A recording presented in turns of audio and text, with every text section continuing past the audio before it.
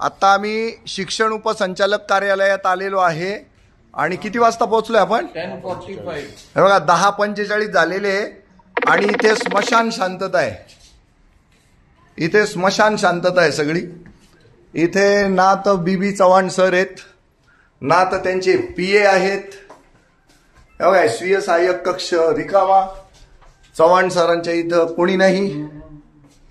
तिथून आता आपण प्रत्येक टेबलला जाऊ. कोणत्या कोणत्या टेबलला किती लोक आहेत ते पाहू आपण. हे दोन टेबल खुर्च्या खाली आहे. ही एक टेबल खुर्ची खाली आहे. ही टेबल खुर्ची खाली आहे. 10:45 पर्यंत हे लोक येत नाही. आणि शहाजोगपणे आम्हाला काय सांगतात माहितीये, आम्ही रात्री अपरात्री जास्त वेळ बसतो. ओ जे पंखे आणि ट्यूबलाईट आहे ना, जे गरजेचं नाही ते बंद करा. शिपाई कुठे आहे? आया नाही. बंद करा. जे लागत नाही ते बंद करा ना. घरी असं चालू ठेवता का? जे लागत नाही ते बंद करा. बघा ही केबिन, सगळे पंखे खिडक्या लाईट चालू.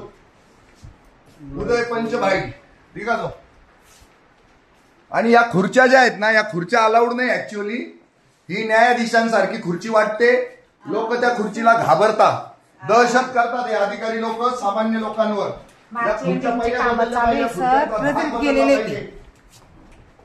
वो हालचाल रजिस्टर दिखा दो, उसमें देख लेते हैं. हे बघा इथं खाली दिखाव.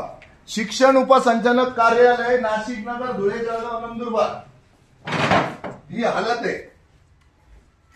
सगळं खाली पडलेलं आहे. स्मशान शांतता इथे. स्मशान वाटतंय आम्हाला हे स्मशान. लाखो करोडो रुपये महिन्याला पगार द्यायचा यांना आणि हे भ्रष्टाचारासाठी प्रसिद्ध राहणार. फायली अडवणे, लोकांना लुटणे याच्यासाठी हे कुप्रसिद्ध आहेत. सगळे लोक कुप्रसिद्ध आहेत. कामच करायचं नाही यांना. यांना पोसायचं फक्त. म्हणून कंत्राटी कर्मचारी पैदा होऊन राहिले आणि कंत्राटी कर्मचाऱ्याला पोरगी भेटत नाही. त्याच्यामुळे त्याचा संसार उभा राहत नाही. सगळे काम चुकार भ्रष्टाचारी हेच खरे देशद्रोही आहेत. यांनीच आमचा देश नासवला सगळा. यांना पद दिले, एवढे पगार दिले, पण देश नासवला यांनी आमचा. एक जण ध्यानावर भेटत नाही आम्हाला.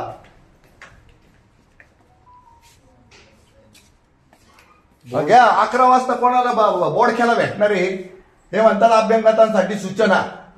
आज का दिन है गुरुवार, आज मिलने वाले थे वो 11 से 11 ते 3 भेटू म्हणे. कोणालाच भेटायचं. शिक्षणाचं, माझ्या देशातल्या शिक्षणाचं वाटोळं जर कोणी केलं असेल ना, तर शिक्षण माफिया एवढे जबाबदार नाहीये जेवढे हे अधिकारी आणि कर्मचारी जबाबदार आहे. आणि यांच्या भ्रष्टाचाराच्या सुरस कहाण्या अख्खा देश रोज ऐकतो, पाहतो, बघतो. हे बघा आता आले. तुम्ही कामावर आहे का हो इथं? हॅलो, तुम्ही कामाला आहे ना? हा, किती वाजले? हा, नंतर कशाला बोलता? वाजले किती? किती वाजता आले कामावर तुम्ही?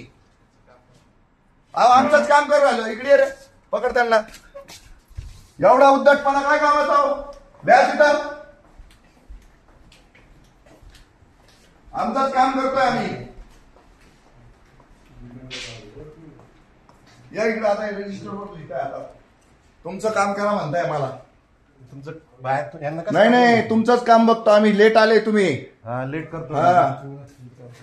ही बघा ही मुजोरी. म्हणजे चोर तो चोर वर शिजोर. तुम्ही तो मलाच बोलतो. तुम्ही जा बाहेर. अजिबात जाणार नाही. इथंच थांबणार. विचारतोय तर नीट बोला. मग बाहेर थांबा. आतमध्ये कुठं घुसू राहिले तुम्ही? मी थांबणार नाही. तुम्ही बाहेर आतमध्ये कुठं घुसू राहिले? कुठं घुसलो म्हणजे काय? तुमचा काय समज आतमध्ये? तुम्हालाच विचारणार मी. तुम्ही उशिरा का आले लेटला सही करू. सांग मला. हा, लेट सही करतो. तुम्ही जा. दरवेळेचे लफडे तुमचे. 11:15 वाजता येत आहे कामावर. ते बघतो आम्ही. हा, नाव काय हो तुमचं? हा, गळ्यात तर पट्टा घाला. घाला. आय कार्ड घाला. आय कार्ड नाही, काही नाही.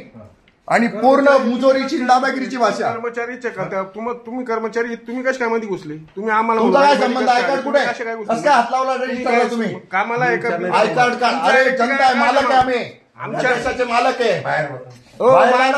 कार्ड कुठे? तुमचं काम काय? कार्ड दाखवा. तुम्ही बाहेर कार्ड दाखवा पहिले. तुम्ही अरे तुरे तुमचं कार्ड कुठे? विसरलो सर. हा, बघा. का बरं तुम्ही आम्हाला असं बोलले? कामबाब म्हणजे तुमचा काय संबंध आहे? तिथून दादागिरी केली तुम्ही.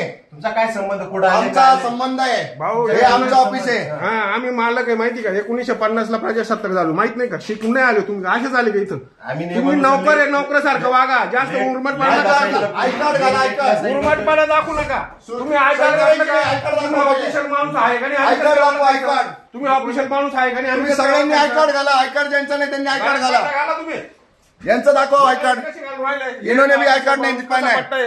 हे यांना आम्ही तुम्ही हात लावू नका, जोपर्यंत आय कार्ड तुमचा नाही. काय संबंध हात नाही लावायचा इथल्या कुठल्या वस्तूला. आम्हाला तुम्ही कोण आहे? तुम्ही कोण आहे? तुमची आयडेंटिटी काय आहे, कार्ड आहे. दाखवा. त्याशिवाय हात नाही लावायचा त्या पुस्तकाला. तुम्ही नाही सांगत मला हा. तुम्ही कोण आहे? हे सांगणार तुम्ही कोण मग मला? तुमच्यावर मी पोलीस कंप्लेंट करील. तुमचं कार्ड पाहिजे मला. ठीक आहे करा कंप्लेंट. हा. कार्ड पाहिजे आम्हाला. तुम्ही कोण सांगणार मला? हा. आणि हे सगळं आहे ना, तुम्ही ना पंचेचाळीस साहेब तेजगीमध्ये 15 तारखेपर्यंत बिल लास्ट डेट घ्यायची कामं चालू आहेत तेजगीमध्ये.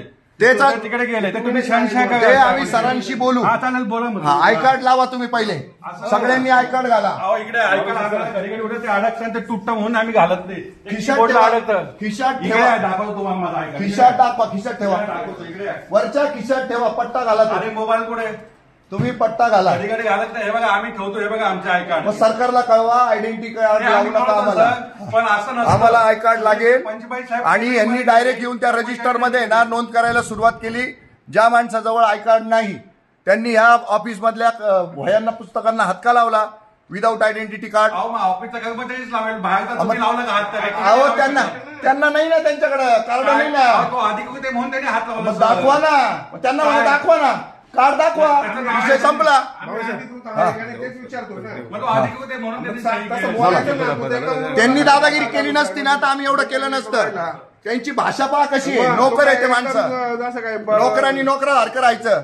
मालकासारखं माज नाही करायचा. पंचेचाळीस साहेब आहेत ना केजरीमध्ये गेले 15 तारीख लास्ट डेट आहे बिलाची. त्यांचं मी त्यांना विचारीन. हा, त्यांना विचारा. त्यांची वकिली तुम्ही करू नका. तुम्ही विचारा. आम्हाला दिसतंय ना वकिलीचा पैसे नाही. इकडे या तुमचे हे बघा, इकडे ट्यूबलाईट आणि ते चालू इकडे आहे. हो सर, आता लावले ते. सगळं आता चाललंय. लावले. बघ जे लोक नाही आलेले ना त्यांचं अंधारामध्ये पडलेलं आहे सगळं. काही प्रॉब्लेम नाही आम्हाला. कामावर येत नाही ना तर लाईट आणि पंखे आणि एसी सगळं पण ठेवा. अहो सर, आता लावले. फुकट नाही येत. 15-17 रुपये युनिट आहे इथं. लाइट और पंखे ऑफ कर दीजिए प्लीज. आता करते मी पण नका बंद होऊ. आणि पहिले बंद दरवेळेला करू. इथं या कोणीच भेटत नाही. लोक नाशिक नगर धुळे जळगावर नाही येतात. आपटून निघून जातात. एक जण त्याला इथं जबाबदारी घ्यायला मोकळा नाहीये. तुमच्या आबरूचे ना धिंडवडे काढल्याशिवाय होणारच नाही. सगळं स्वतःच करून ठेवलेलं आहे. जावई झालेत सगळे. फोन लगाओ इनको. किती वेळा फोन करा कोणी भेटतच नाही. या कार्यालयामध्ये नाशिक नगर धुळे जळगाव नंदुरबारवरनं लोक येतात. ते बिचारे सगळ्यांचे दगडाखाली हात असतात. त्यांचे कामं गुंतलेले असतात. लाचार दिनदुबळे झालेले असतात. हे त्यांना अजून लाचार दिनदुबळे करतात आणि म्हणून कोणी काही बोलायचंच नाही. आता त्या कर्मचाऱ्याची मुजोरी पाहिली आपण. कुठून येते एवढी हिंमत? कुठून करतो एवढी दादागिरी? कुठून करता एवढी माफियागिरी? कुठून करतात एवढी गुंडागर्दी? कुठून करतात एवढी दरोडेखोरी? यांना चाप बसवावं लागेल.